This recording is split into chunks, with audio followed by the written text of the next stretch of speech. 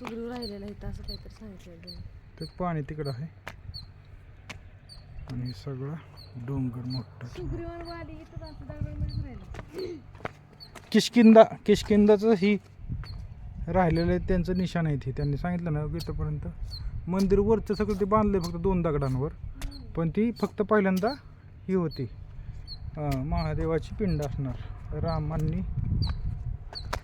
स्थापलेली, आणि त्याचा अभिषेक करण्यासाठी इथं लक्ष्मणांनी बाण म्हणून बारून पाणी काढलं. ते दाखवलं थांबणार. अशा लिंग बऱ्याच आहेत. इथं पण आहे लिंग, असे खाली खाली लिंग तयार झालेली. ही अशी इथं इथं तयार झालीत. मधू हे बघ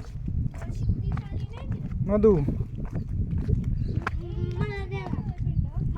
इथं नंदी आणि पिंडांची ही इथं बरेच. आणि इथं लक्ष्मण वंश, इथं लक्ष्मणांनी बाण मारलेला. एवढी मोठा खड्डा झाला बघितला केवढा बाण आहे.